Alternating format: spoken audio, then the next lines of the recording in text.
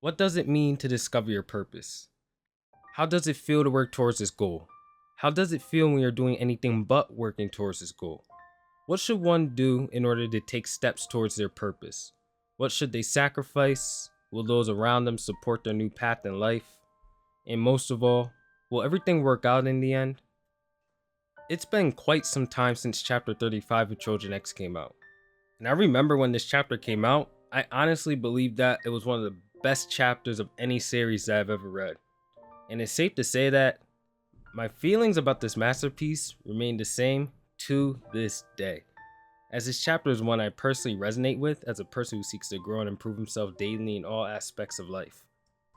Although there are times when I'm unsure how I'm going to go about my life on a macro level, I'm still able to work it out day by day on a micro level.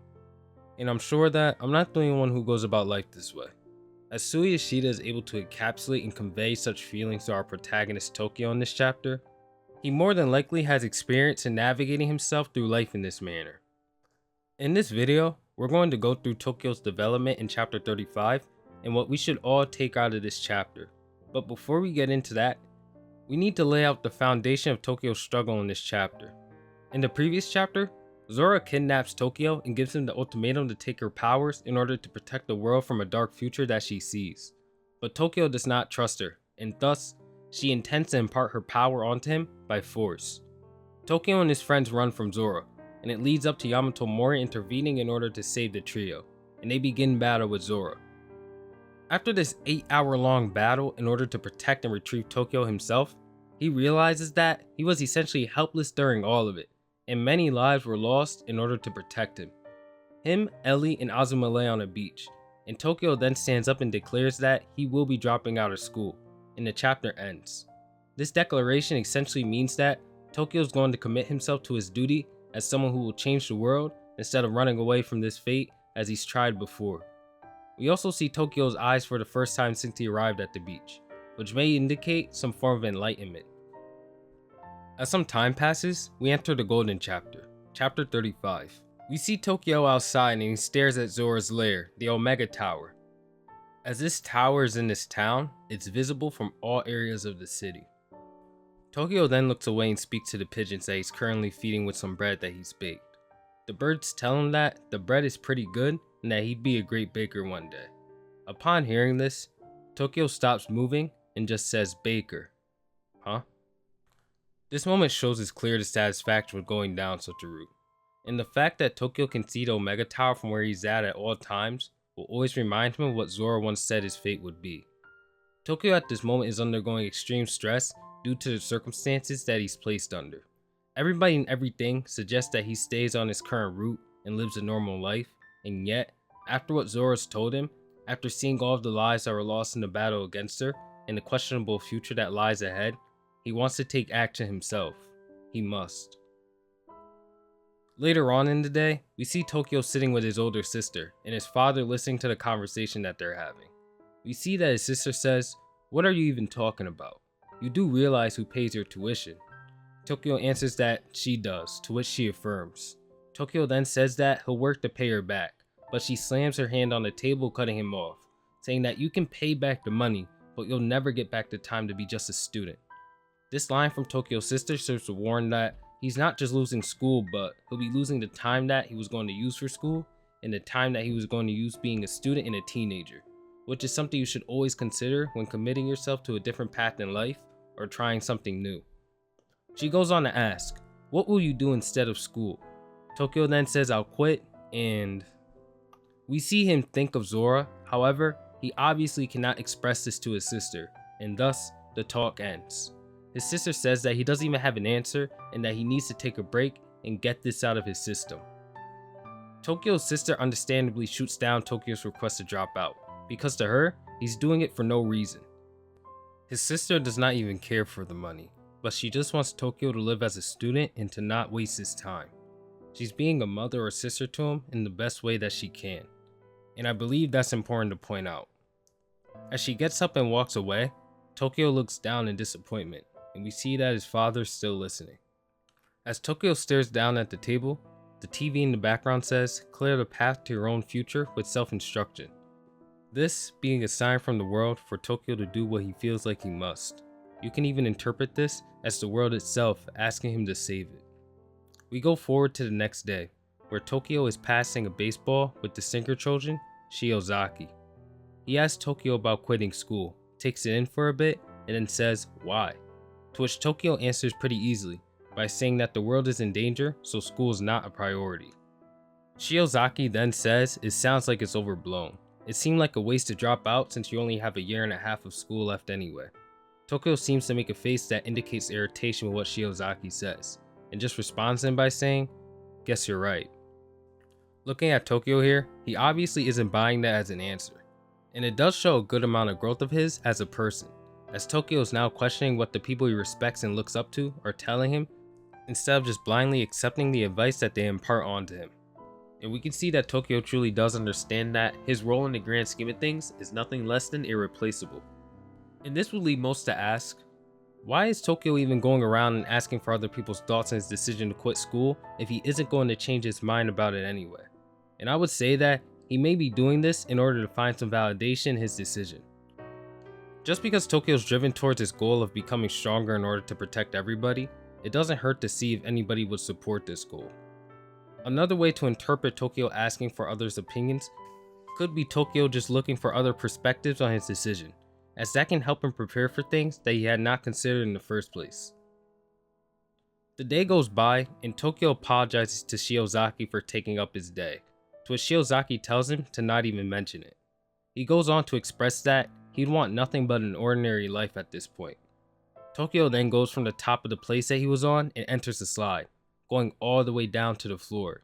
He then says, right, an ordinary life, an ordinary graduation, an ordinary job at a company, an ordinary marriage.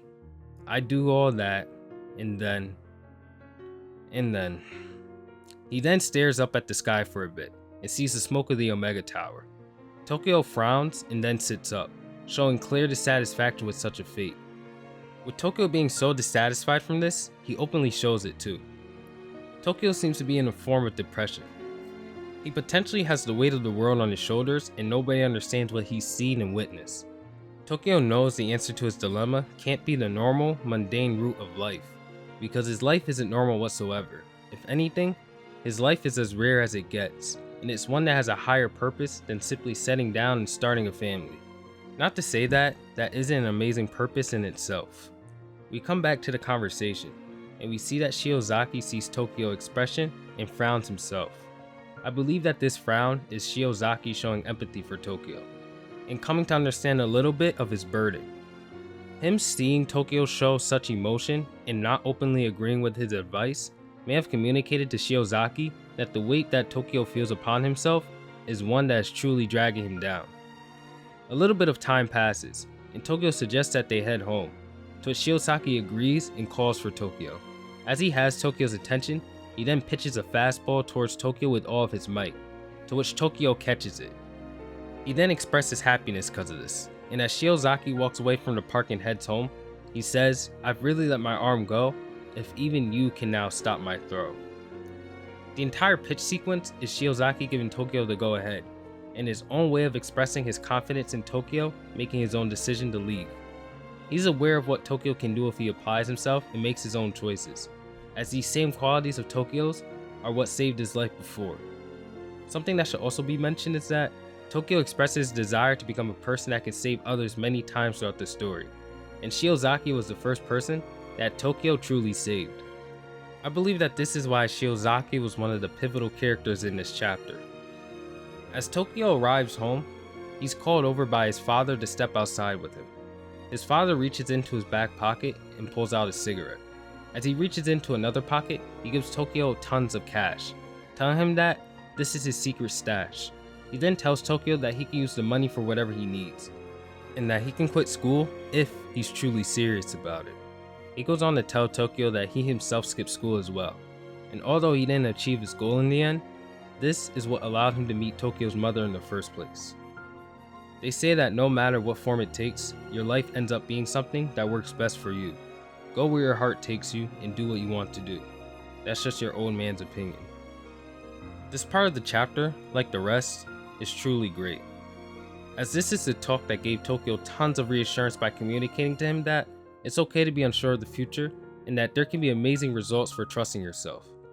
Tokyo's father also left school, and most would say that it's an unwise decision, but this was a decision that brought Tokyo's mother into his life and gave him his children as well. This was the advice that Tokyo truly needed to hear, because when it comes down to it, he's still a child, and one that's always seeked validation from his parents, mentors, and peers. So his father, the one closest to him, being the one to tell him to follow his heart all the way through, was truly important. Sui Ishida is one who knows the value of fatherhood and heavily values it. As even in his previous series, Tokyo Ghoul, he had Kaneki's father, or Arima, play a huge role in every single one of his moments where he changes his personality. And now in Choujin X, Tokyo's father plays the most important part of his decision to leave everything behind and take a step towards what he, and he alone, perceives to be his true purpose.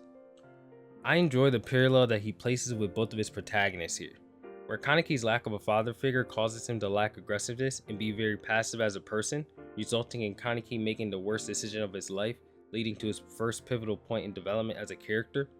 Tokyo, on the other hand, has his father present, and his father encouraging him is what allowed him to take the first step towards his own pivotal point in his development. Funnily enough, they both lead to the same place, but Kaneki had to go through much more stress and struggle to reach the same amount of growth that Tokyo did, which is usually the result of not having a strong father figure in your life. Tokyo now asks his dad to try a cigarette, this being a funny way to connect with his father, but of course he isn't able to inhale the smoke. This could be an indication of Tokyo not being where his father is in terms of mental and emotional strength yet, or I could just be reading too much into it. We move on to the next day where Tokyo enters Yamato Mori. He sits in front of Sandek Hoshi, and as Sandek is the strongest Choujin and the pillar of Yamato Mori, he's essentially the main line of defense when it comes to Zora in the Omega Tower. I want to say that if anybody can understand what Tokyo's feeling currently, it could be Sandek, as Sandek is the one who plays the role that Tokyo feels as if he must be playing currently. So it makes sense that he'd be the last obstacle for Tokyo to go through when it comes to dropping out of school and going off to train for some time for the future. I also believe that Sandek plays his role because that sign behind him stands for self-control is strength. This alludes to Tokyo's dilemma in this chapter, and Sandek being the only thing that stands between Tokyo and this banner. If Tokyo gets past Sandek here, he'll be able to obtain strong self-control. And not only that, but also the agency to stray from the mundane path that everybody around him is on. Sandek questions Tokyo as to why he wants to head to the most dangerous part of Nanasu, and Tokyo simply says, "Because that's what I want to do." This line is a culmination of not only Tokyo's struggles throughout the chapter, but the entire series so far.